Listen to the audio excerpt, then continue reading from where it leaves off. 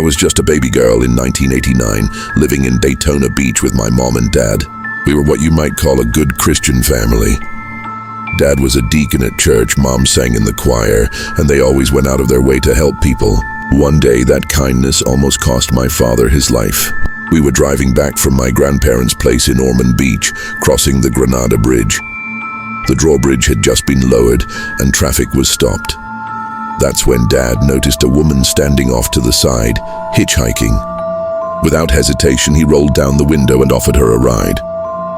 At first, she seemed eager, but the moment she saw me, a little baby strapped into my seat, her whole demeanor changed. Her smile faded. She shook her head, saying she didn't want the ride. But my dad insisted, so reluctantly she climbed in. The whole trip, Dad said she was off, nervous, twitchy, fidgeting constantly. Still, she couldn't stop complimenting me, saying how pretty I was, how lucky my dad was to have me. When we dropped her at a bar downtown, she leaned into the car and told my father almost cryptically, "You're lucky to have her with you, thank God for her." Weeks later, Mom and Dad were watching the evening news. Suddenly, Dad sat straight up, pointing at the screen. "Oh my God, I know her. I gave her a ride." On TV was the police sketch of the same woman from the bridge, her name Aileen Wuornos, the infamous serial killer. To this day, Dad swears that if I hadn't been in that back seat, he wouldn't have survived that ride.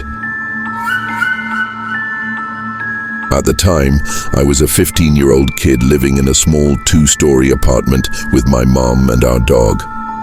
What made the place creepy wasn't just the squeaky floors or the thin walls.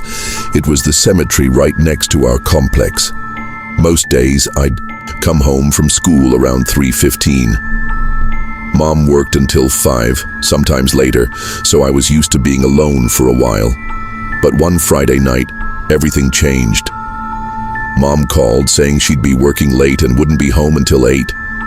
No big deal. I settled in, controller in hand, ready for an evening of uninterrupted video games. Around 6:15, my dog started whining. He wanted a walk. I leashed him up and headed downstairs. That's when I froze. From the other side of our glass front door, I heard breathing. Heavy, ragged breathing like someone had just run a marathon.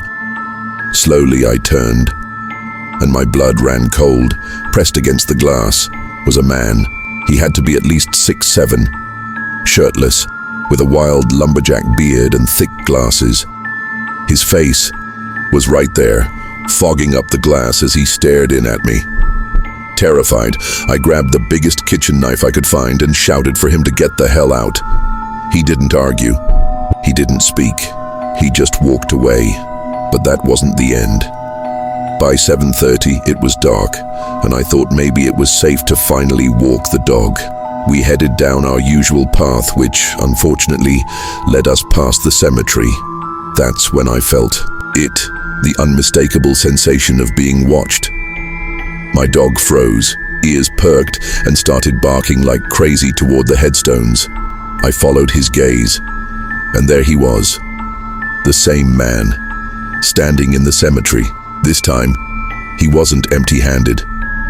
He leaned on a shovel with a large red bag at his feet. Out of the bottom of the bag stuck what looked like a human foot.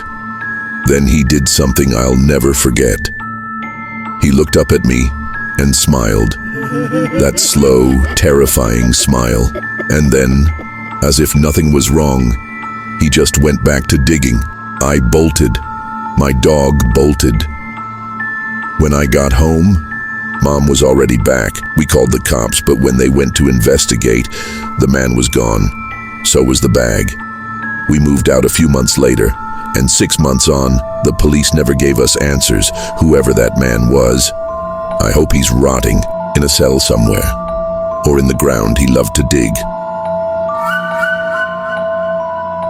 This last one isn't mine. It was told to me by my uncle before he passed away. I'll share it just as he told it.